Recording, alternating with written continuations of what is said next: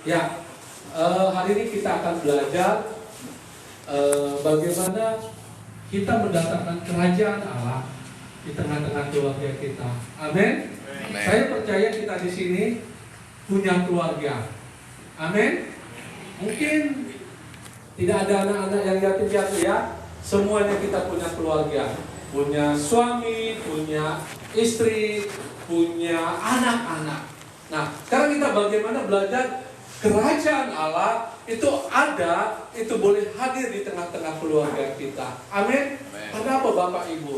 Ini sesuatu esensi yang sangat-sangat penting sekali. Sesuatu esensi yang bagaimana kalau kita lihat berita-berita, bagaimana seorang anak itu membunuh orang tuanya, membunuh sekeluarganya. Kalau kita lihat esensi, bagaimana antara suami dan istri itu perceraian. Kalau kita lihat bagaimana banyak suami-suami mulai diatur oleh istri, bagaimana banyak suami-suami itu dengan gampangnya menampar atau memukul istrinya tanpa memikirkan belas kasihan.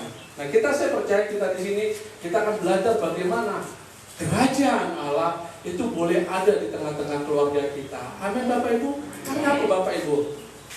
Saudara-saudari, karena kita punya keluarga, kita punya suami yang memiliki keterbatasan. Amin. Kita punya istri yang memiliki keterbatasan. Amin. Kita punya anak-anak yang mungkin memiliki keterbatasan.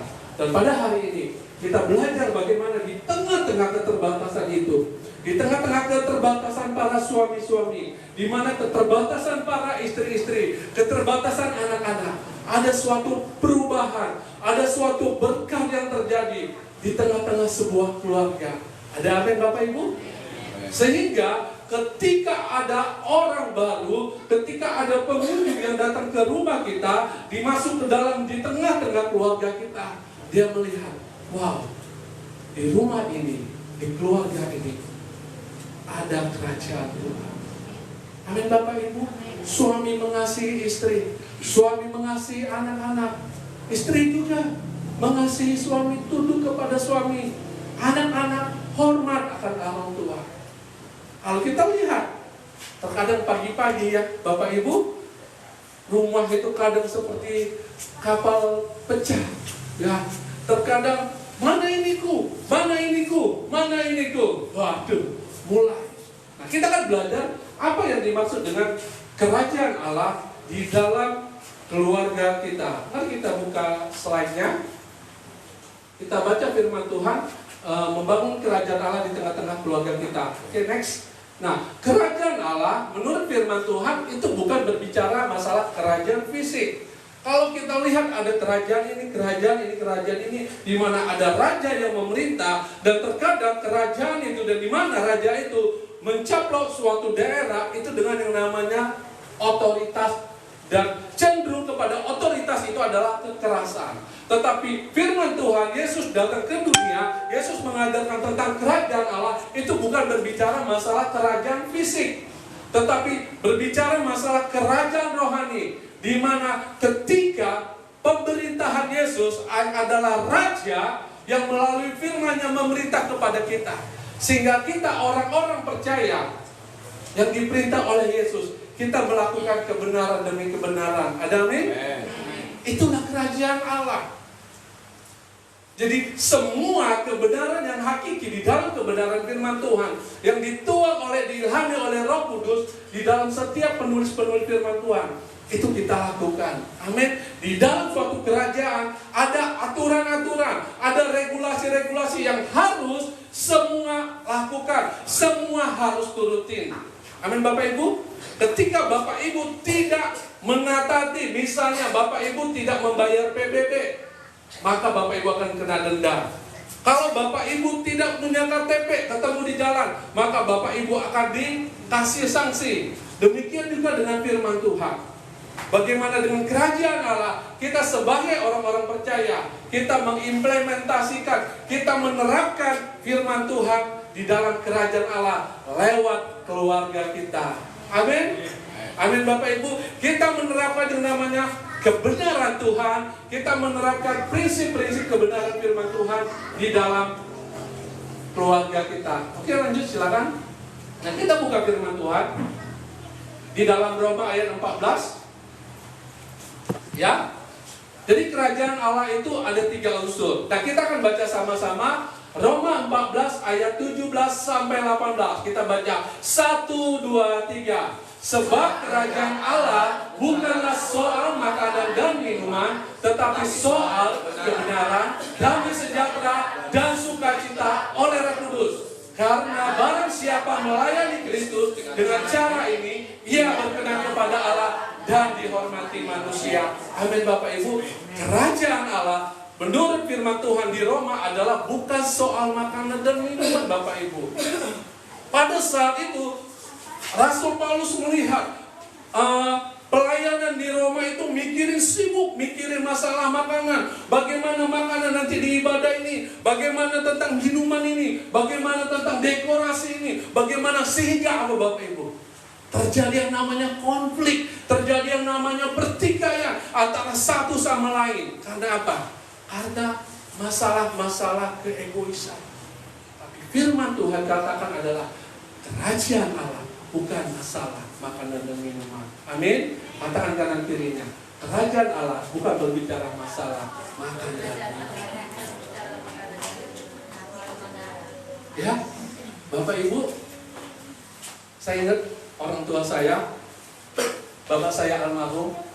Ya, bapak saya almarhum ini orangnya tipe orang yang sangat-sangat komitmen terhadap waktu. Komitmen terhadap waktu.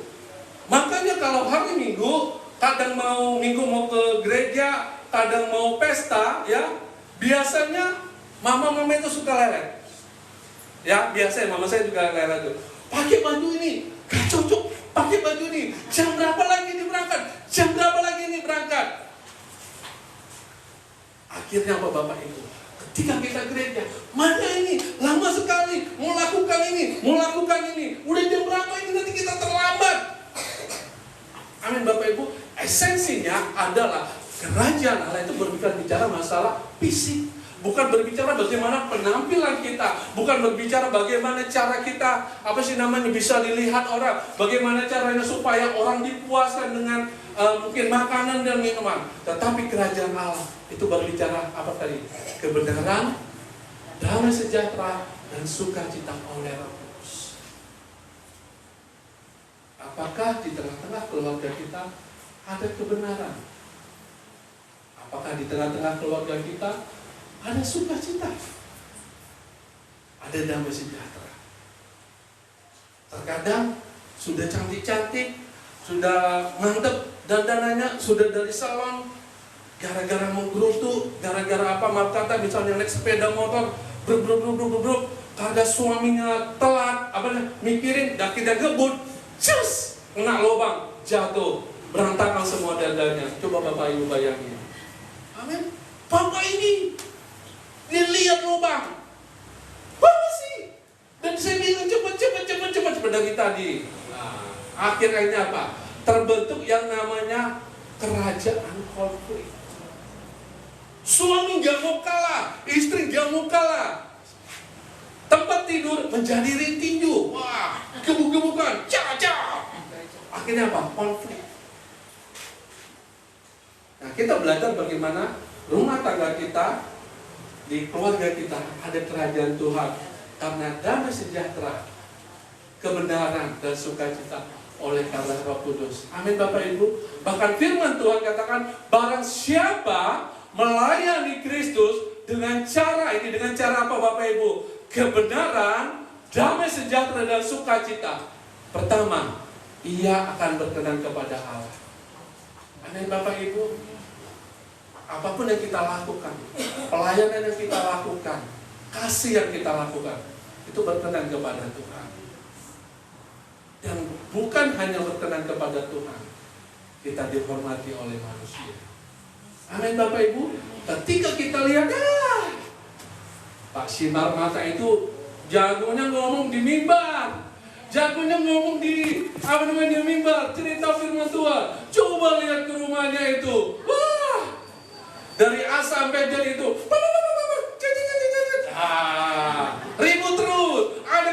basi-basi, ribut terus. Suami istrinya juga nggak mau kalah, berantem terus. Amin Bapak Ibu. Kita dihormati kenapa? Memang banyak kita anak-anak Tuhan, keluarga, karena kita berkamuflase dengan diri kita sendiri. Dan sebenarnya saya katakan Bapak Ibu, di tengah-tengah keluarga sebenarnya pemberitaan Injil Firman Tuhan yang efektif. Karena apa Bapak Ibu? Terkadang kita punya datang keluarga, mertua kita, eda kita, lain kita datang ke rumah. Ketika mereka melihat ada kebenaran Tuhan, ada damai sejahtera, ada sukacita di rumah ini. Wow, sungguh keluarga ini keluarga yang diberkati. Dan akhirnya apa? Mereka boleh mengenal Tuhan lewat keluarga ini. Amin Bapak Ibu. Tantangan terbesar di dalam pengabaran ini adalah di tengah-tengah keluarga kita. Sungguh-sungguh sangat jelek ya, misalnya kalau suami aja yang aktif, istri aja yang aktif, tapi tidak semuanya. Kita berdoa lewat hidup kita ada perubahan-perubahan yang dimunculkan. Suami-suami berubah, istri-istri berubah, dan anak-anak berubah. Amin Bapak Ibu. Ketika apa? Ada kerajaan Tuhan, ada kebenaran, ada damai sejahtera, ada sukacita di tengah-tengah keluarga kita. Karena apa kata? Barang siapa melayani Kristus, Bapak Ibu, di keluarga ini. Mungkin kita berpikir, aku bapak-bapak, aku harus dilayani. Mama ambilin nasi, anak-anak ambilin sepatu. Tapi Tuhan bilang, barang siapa melayani Kristus dengan cara ini. Mungkin kita suami ya, saya suka minta tolong. Suami-suami misalnya, Mama, buatin kopi buat papa. Terima kopi, minum. Tapi tanpa kita sadari, kita lupa mengucapkan kata terima kasih. Ya akhirnya itu memang tugas dia kok. Diperintah, memang tugas dia. Nah, hal itulah yang membuat istri-istri atau anak-anak menggerutu terhadap suaminya. Demikian juga suami-suami. Setiap awal bulan mukanya masam. Setiap suaminya pulang kerja udah seperti Al-Budu. Mana uangnya? Belum ada Mama, belum ada. Wah, kita nggak makan. Wah. Amin Bapak Ibu.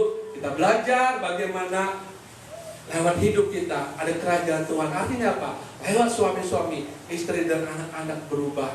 Lewat istri-istri, suami dan anak-anak berubah. Karena apa Bapak Ibu? Kita rindu lewat kerajaan Tuhan yang ada di keluarga kita.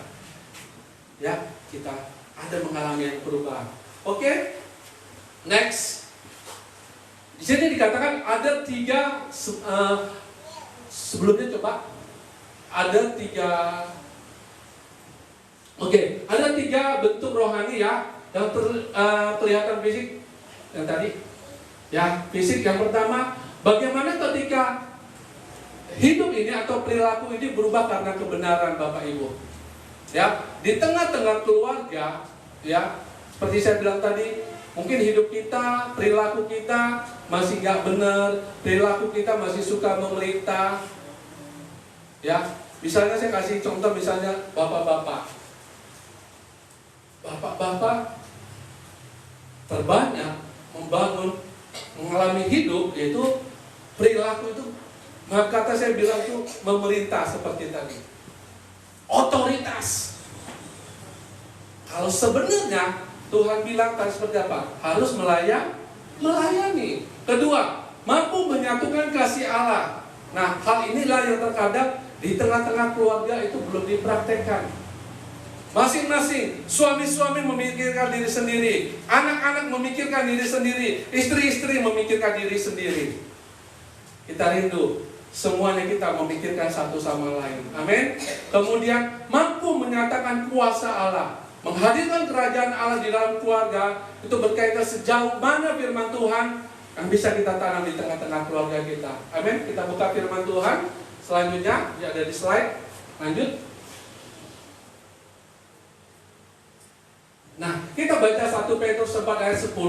Bagaimana kita mempraktekkan karunia keluarga untuk melayani satu sama lain. Bagaimana karunia Tuhan yang antara bagaimana suami bisa melayani istri, melayani anak-anak. Kita baca 1 Petrus 4 ayat 10, 1, 2, 3. Layanilah seorang yang lain sesuai dengan karunia yang telah diperoleh tiap-tiap orang sebagai pengurus yang baik dari kasih karunia. Bapak Ibu, kata kuncinya adalah melayani. Katakan kanan kirinya, melayani. Amin. Suka melayani? Amin. Kalau kita di gereja Tuhan melayani sangat suka. Apakah suka melayani di rumah? Haleluya. Saya percaya suka. Anak-anak juga. Jangan suka-sukanya, mama mana kaos kakiku, mana bajuku, mana iniku semuanya. Jangan terus-terusan. Harus menjadi anak-anak yang mandiri. Amin anak-anak. Nah, kita lihat pelayanan karunia apa yang dimaksud. Oke, lanjut Kak. Nah, menurut Roma ada 7 karunia motivasi. Dan 7 ini saya percaya ada di dalam diri kita. Amin. Nah, yang pertama, menurut Roma 12 ayat 6 sampai 8 itu adalah karunia nubuatan. Nah, Bapak Ibu kalau lebih detail nanti kita mungkin ada pelajaran kom. Ini saya tarik dari pelajaran kom. Nah, nubuatan adalah menyatakan kehendak Allah, kebenaran dan kesalahan. Nah, ini masalahnya. Jika mungkin misalnya suami memiliki karunia nubuatan atau istri memiliki karunia nubuatan, apa yang terjadi? Setiap hari dia akan menubuatkan. Bapak, istri misalnya ya contoh, Bapak ini perilaku dia tidak baik. Saya nubuatkan Bapak tidak lagi sukses. Demikian juga anak-anak. Bapak-bapak, Mama, saya melihat kamu ini nggak benar. Kamu harus bertobat. Coba bayangkan Bapak Ibu. Ketakutan nggak Bapak Ibu? Ketakutan nggak? Kalau engkau memiliki karunia nubuatan, baiklah engkau melayani dengan cara apa? Dengan cara menyatakan kehendak Allah. Harus seperti ini harus kita lakukan. Harus seperti ini kebenaran Tuhan. Amin. Jangan hanya berbicara tadi tentang kebenaran, tapi kita lihat ada nggak damai sejahtera di tengah-tengah keluarga itu? Ada nggak sukacita ketika kita menyampaikan nubuatan itu? Amin. Melayani. Mungkin kita ada punya karunia melayani. Itu sesuatu yang baik. Firman Tuhan katakan, Maria dan Marta memiliki perilaku yang berbeda. Marta adalah punya karunia yang melayani. Dia buat makanan yang cukup untuk Yesus. Tapi apa yang menjadi pertanyaan? Marta ngomel. Dia marah-marah. Yesus, suruhlah Maria membantu aku. Shalom Bapak Ibu. Apakah kau di sini ada yang melayani dengan menggerutu? Marta, karena setumpuk ini aku saja yang kerjakan. Mama, makan sebanyak ini apakah aku yang makannya? Jadi ketika kita melayani, biarlah kita melayani dengan sukacita. Amin Bapak Ibu. Tidak ada rasa menggerutu. Kemudian apa? Mengajar. Mengajar itu menjelaskan kebenaran sehingga mudah dipahami. Bapak Ibu, kalau kita punya karunia mengajar, jangan suka terus mengajar.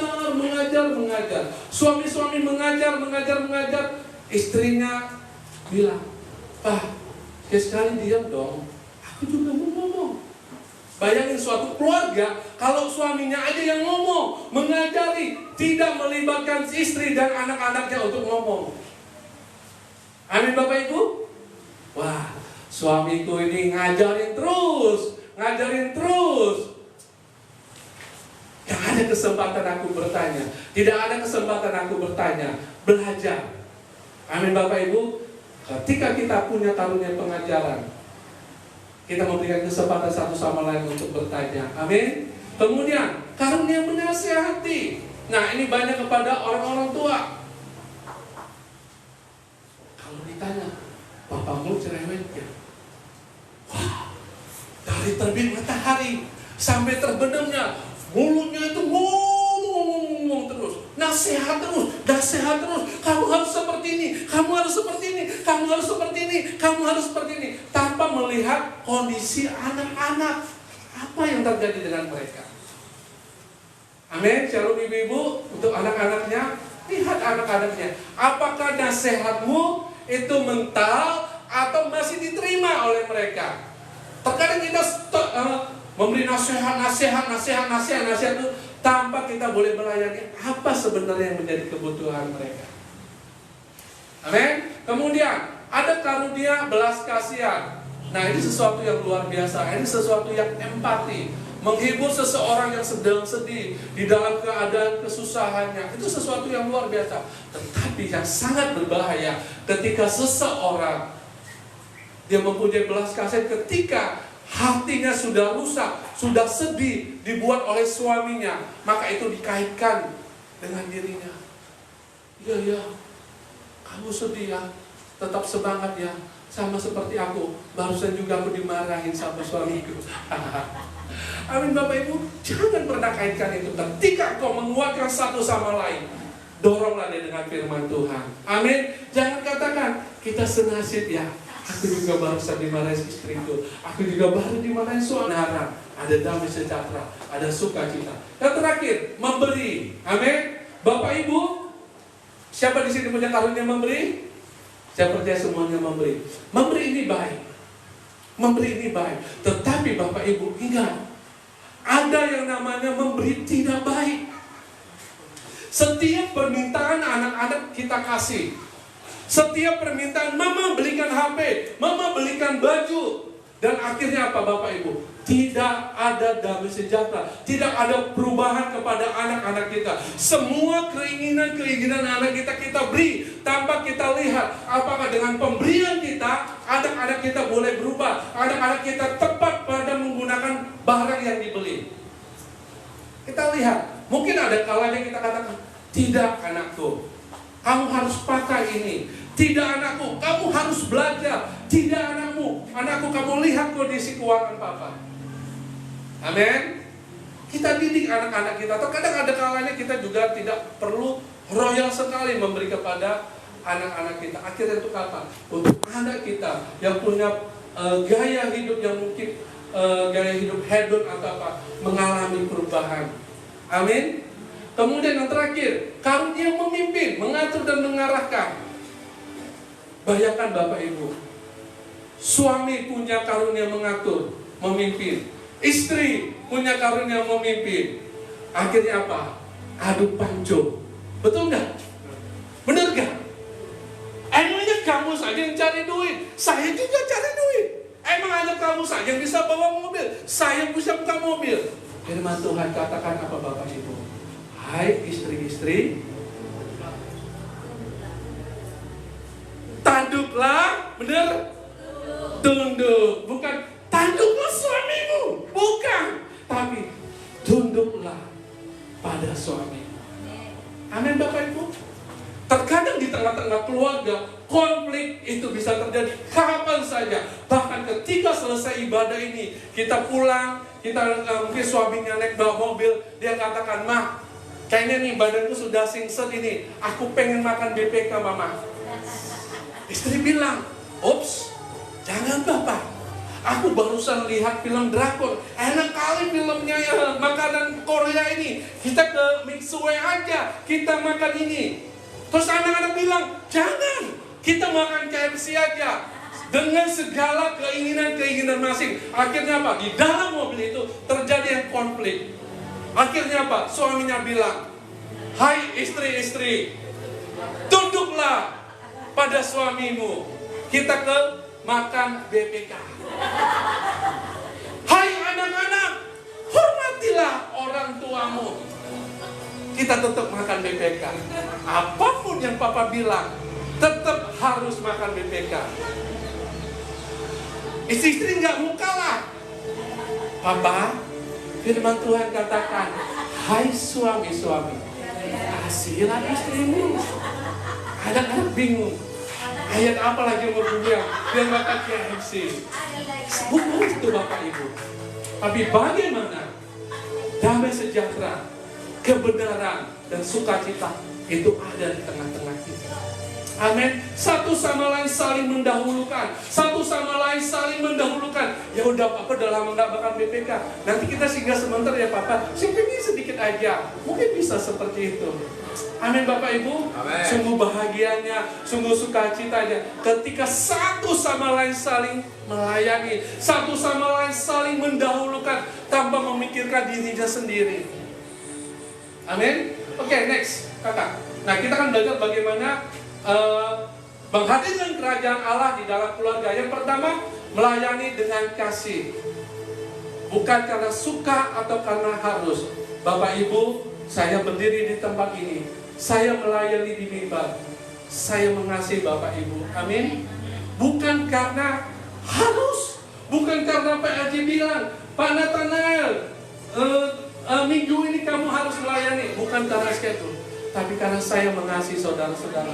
Pertanyaan saya, ketika bapak-bapak, ketika ibu-ibu, ketika anak-anak melayani di keluarga, apakah engkau melayani dengan kasih?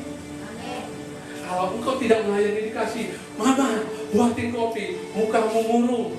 Memang kau lakukan, tapi kau tidak lakukan dengan kasih. Enak gak kopi itu diminum suami? Gak enak Bapak Ibu. Tapi bagaimana ketika kita yang pertama melayani dengan kasih? Firman Tuhan katakan di Galatia 5 ayat 13, saudara-saudara, kamu telah dipanggil untuk menjadi merdeka, akan tetapi janganlah pergunakan kemerdekaan itu sebagai kesempatan untuk hidup dalam daging, melainkan layanilah seorang terhadap lain dengan apa Bapak Ibu? Dengan kasih. Yesus yang adalah raja di atas segala raja, dia turun ke dunia itu karena apa Bapak Ibu? Kasih. Yesus melayani dengan apa Bapak Ibu? Dengan kasih. Biarlah kita satu sama lain melayani dengan kasih. Bukan melayani oleh karena status kita, bukan oleh karena keterpaksaan, bukan oleh karena kewajiban, tetapi karena ada kasih. Amin Bapak Ibu, melayani dengan kasih. Lanjut kakak. Kita lihat next. Nah, di Efesus 5, menurut Efesus 5, karena itu sebagaimana jemaat tunduk kepada Kristus, demikian jugalah istri kepada suami, dan segala sesuatu, hai suami, kasihilah istrimu sebagaimana Kristus telah mengasihi jemaat dan telah menyerahkan dirinya bagimu. Bapak Ibu, ini hierarki yang benar. Istri-istri, jangan tanduk suamimu, tapi tunduk kepada suamimu. Suami-suami, jangan kasari, tapi kasihi istri-istrimu. Amin. Anak-anak, hormati orang tua. Inilah yang harus kita lakukan, melayani satu sama lain dengan kasih. Oke, lanjut, ini kita agak cepat. Nah kita lihat di Matius 20 juga katakan, barang siapa ingin menjadi besar di antara kamu, hendaklah ia menjadi pelayan. Bapak Ibu, kalau kita menjadi besar, kita harus menjadi pelayan. Nah kita lihat ada dua contoh bagaimana next. Nah ada dua contoh bagaimana antara melayani dengan kasih. Nah di situ ada kejadian wanita berzina yang tertulis di dalam Yohanes 10 ayat 12. Jadi Bapak Ibu, saat wanita yang berzina ditangkap basah-basah sedang melakukan zina, jadi ada dua kelompok. Kelompok pertama adalah kelompok Yesus, dan kelompok dua itu adalah ahli-ahli Taurat. Kemudian ahli Taurat katakan, Yesus, wanita ini sudah berzina. Apa yang harus kita lakukan menurut hukum Taurat? Firman Tuhan katakan, dia harus dirajam, dia harus dimatikan di tengah-tengah umum. Tapi apa yang Yesus lakukan? Kalau engkau tidak pernah berbuat dosa, biarlah engkau yang pertama kali melemparnya. Akhirnya apa? Drop semua para ahli-ahli Taurat. Kenapa? Kenapa Yesus berkata seperti itu?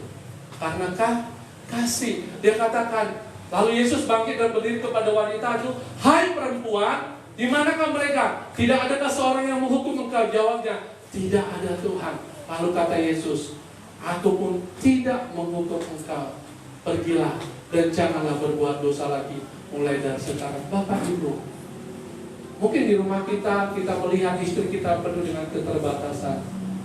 Ketika kita melihat keterbatasan istri kita, bukan hukuman yang kita lakukan, tetapi bagaimana kita mengasihi mereka. Amin. Ketika istri-istri melihat kegagalan suami, bukan hukuman yang kau nyatakan kepada suami, tetapi nyatakanlah kasih. Amin Bapak Ibu. Ketika satu sama lain saling mengasihi, saya percaya damai sejahtera, kebenaran dan sukacita ada di tengah-tengah keluarga kita. Kemudian contoh kedua adalah Zakheus. Bapak Ibu, Zakheus itu adalah pemungut cukai. Hampir seluruh bangsa Israel itu mencaci makinya. Semua bangsa Israel itu sangat-sangat membenci kepada Zakheus. Saya bertanya, apakah Zakheus berubah? Tidak berubah. Bahkan dia semakin jahat, dia semakin mengampas harta milik orang lain. Tetapi apa yang terjadi ketika dia bertemu dengan Yesus? Ada sesuatu yang tersentuh kepada Zakheus. Ketika Zakheus naik ke atas pohon, Yesus katakan, Zakheus, turunlah, aku menumpang di rumahku. Apa yang terjadi Bapak Ibu? Apa akibatnya? Zakheus mengalami perubahan. Amin Bapak Ibu. Zakheus mengalami sesuatu kasih yang daripada Yesus, sehingga hidup yang boleh berubah. Dulu dia yang merampas, dia katakan, aku akan mengembalikan 4 kali lipat. Orang yang sudah ku ambil, itu akan ku kembalikan. Bahkan hartaku itu akan ku berikan kepada orang-orang susah. Ada suatu revival, ada suatu perubahan ketika kasih Yesus menyentuh kepada Zakheus. Amin Bapak Ibu. Ketika kita melayani dengan kasih, ketika kita melihat keterbatasan anak-anak kita, ketika kita melihat keterbatasan istri kita, ketika kita melihat keterbatasan suami kita, yang pertama adalah kasih. Coba Bapak Ibu, saya analogikan, seandainya kita seperti wanita berzina ini, kita siap-siap untuk dilempar batu. Bapak Ibu siap untuk dihukum? Kasih. Tapi oleh karena kasih Yesus, kita dikasihi. Amin Bapak Ibu. Jangan lihat keterbatasannya, jangan lihat ketidakmampuannya, tapi lihat layani dia dengan kasih. Kita mulai lengkapi dia, kita mulai bantu dia keluar dari keterbatasannya, sehingga terjadi yang namanya perubahan. Amin. Harusnya seperti ini Pak, harusnya seperti ini Pak. Yuk kita sama-sama lakukan. Mari kita sama-sama komitmenkan. Amin. Oke, next, lanjut. Ya, yang kedua, dalam hidup bersama, utamakan kepentingan yang lain lebih dari kepentingan diri kita sendiri. Sekarang kita baca di Filipi 2. Bapak Ibu, utamakan kepentingan orang lain, atau utamakan, kalau saya sebagai suami, saya utamakan kepentingan istri dan anak-anak daripada saya. Seperti saya bilang tadi, ya, kita mau ke gereja, bapak saya mau ke gereja, mama saya mau ke gereja, saya mau ke gereja. Semua punya kepentingan yang sama-sama, amin. Tetapi cara supaya sama-sama punya kepentingan gereja itu beda. Mungkin papa saya sudah siap, sudah ready. Kami anak-anaknya yang masih main-main, dibilang, lama kali kau ke gereja, tinggal aja mau nanti. Ya Pak, cepet Pak. Mamanya lain. Bentar Papa, sedikit lagi lipstiknya. Sebentar Papa, sedikit lagi sanggulnya. Sebentar lagi Papa. Kita lihat, seperti saya bilang, kerajaan Allah bukan berbicara masalah dunia ini. Perkara-perkara yang kelihatan dengan kasat mata. Tetapi kerajaan Allah itu berbicara tentang kebenaran, damai sejahtera dan sukacita. Amin. Bukan perkara makan dan minum. Amin Bapak Ibu. Saya rindu di tengah-tengah keluarga kita, di tengah-tengah wadah ini, tidak ada konflik. Karena apa? Satu sama lain saling mengutamakan, satu sama lain saling menolong, satu sama lain saling mengutamakan di dalam tujuan yang jelas. Amin Bapak Ibu. Saya bilang sama Mama Stefani, jangan nanti gara-gara Natal, ya Natal, masalah baju, mulai ada yang cemberut, mulai ada yang seperti ini. Itu perkara duniawi Bapak Ibu. Itu perkara makanan dan minuman. Tetapi lihatlah esensinya. Ketika kita natal, ada nama Tuhan yang dimuliakan. Amin. Mungkin dia gak punya uang untuk beli, dia malu-malu, mulai ngasih. Saya kasih kamu beli baju ya. Harus seperti itu. Harus saling menolong, saling melayani dengan kasih. Amin. Jangan kita bilang, kamu seperti ini, kamu seperti ini, kamu gak cocok, warnanya jelek. Hati-hati Bapak Ibu, di dalam keluarga Allah jangan ada penghakiman. Amin. Di dalam keluarga jangan ada penghakiman. Di dalam keluarga Allah jangan ada penghukuman. Yang ada adalah kasih. Karena apa? Kita hidup di tengah-tengah orang-orang yang terbatas. Oke, yang terakhir, yang ketiga sebelum kita tutup. Tidak membiarkan soal makanan dan minuman atau hal lainnya mengakibatkan konflik. Kita akan baca sama-sama di Roma 14 ayat 1 dan 2.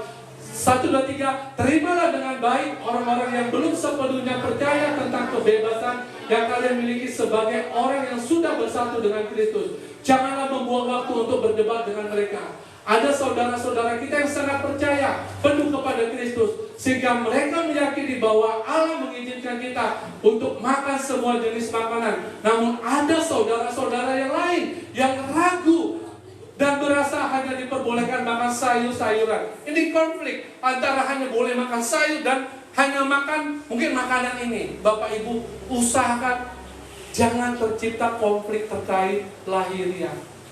Harus seperti ini loh Pak, harus seperti ini, harus seperti ini. Kita utamakan satu sama lain. Jangan keegoisan kita munculin. Jangan hanya mulut kita, perkataan kita hanya didengerin. Terkadang kita lihat. Ini benar gak? Yang pertama tadi, ada kebenaran gak di situ? Oh ya, kebenaran sudah ada. Kedua, ada sukacita gak? Kalau hanya 3 orang, hanya 4 orang sukacita, tapi ada yang lain cemberut, perlu kita rekonsiliasi, kita diskusi lagi. Amin Bapak Ibu, kita berdoa lewat keluarga kita. Tidak ada yang namanya penghakiman, tidak ada yang namanya hukuman, tetapi semuanya kita satu sama lain, saling mengasihi. Bapak Ibu, Yesus seperti saya bilang tadi, dia turun ke dunia, dia meninggalkan kemuliaannya. Oleh karena kasih, dia melayani kita. Bisa gak dia seperti Spider-Man? Dia turun, dia lompat, dia nampak. Dia membangun kerajaannya seperti ini. Bisa gak Yesus seperti Nabi Elia, turun langsung ke dunia, ke bumi dengan menggunakan kereta? Bisa. Tapi semuanya itu Yesus tinggalkan, dan dia mengenakan kemanusiaan. Untuk apa? Untuk dia melayani satu sama lain. Amin Bapak Ibu. Kalau Yesus aja memandang kita, melihat kita oleh karena kasih. Biarlah suami-suami melihat istri dan anak-anaknya oleh karena kasih, bukan karena kesalahan mereka. Tetapi mari kita lengkapi mereka, mari kita didik mereka untuk mengalami yang namanya perubahan, sehingga ada kerajaan Tuhan. Amin.